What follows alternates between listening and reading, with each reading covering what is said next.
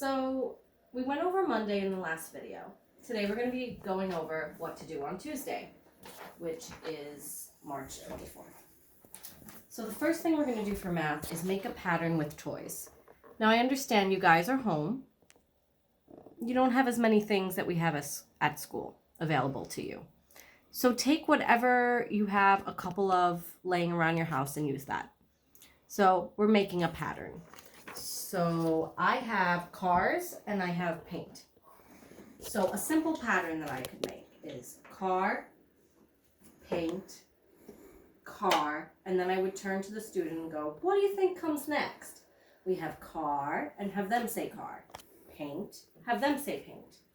Car, have them say car. What comes next? Paint. Good. Now what comes next? Car, paint, car, paint. Good job. The next one is car. If your child can do that, you can make it a little harder. So maybe you would go paint, paint, car.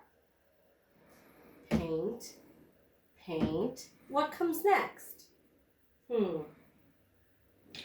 Car. Good job. You always want to make sure you tell them they're doing a good job when they get it right. And if they get something wrong, you want to help them choose the right answer. So you'd say something like, are you sure? Try again. Let's try again. It doesn't have to be painting cars. If you have pom-poms at home, if you have beads, you could do this with stuffed animals and books. You could do it with silverware. You could do fork, spoon if you had to. I know right now we have limited things at our disposal since you're teaching from home.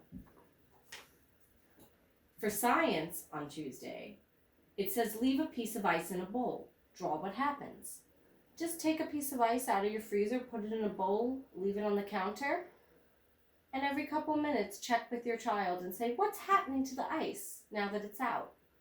If your child can draw what's happening with the ice, that's really great. If not, just ask them and talk them through it. What's happening to the ice?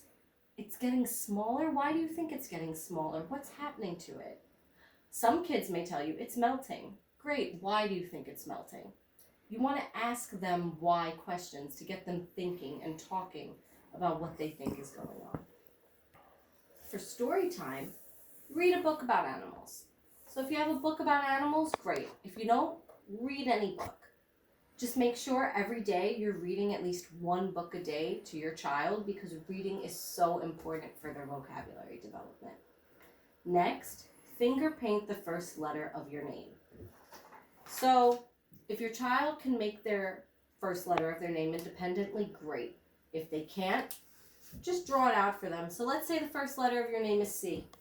Okay, great. Maybe you don't have paint. Use crayons, use markers.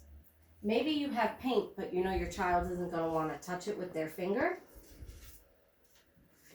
You can, if you don't have a paintbrush, you can use a Q-tip. You can use these little makeup pads, and you can just have your child trace along the letter. If your child can do this by themselves, great. If they can't, use hand over hand. Just put your hand over your child's hand and help guide them. And as they do it, say, what letter is that? Good. That's the letter C. What sound does it make? C goes K. Great job. And boom, you're done. It's as simple as that. Next, for social emotional, we have make a sad face. What makes you sad? So on Monday we had our happy face. You could just flip it over and make your sad face. And again, ask your child, when do you feel sad? Why do you feel sad? Maybe your child can't tell you why they feel sad. But you can say, when I eat cookies, do I feel sad? No, you don't feel sad. You'd feel happy. But if I fall off my bike, do I feel happy? Probably not. I may feel sad. Finally, the next one is art, music, and movement. We want to keep them moving. Kids who move and get that energy out are happier kids. They're calmer kids. Do 10 jumping jacks. Just have your child stand in the living room and just jump up and down a bunch of times, moving their arms up and down in the air. Count to 10. They want to keep going and do more, do 20. Getting them moving is the most important thing. So I'll see you again tomorrow with the activities for Wednesday.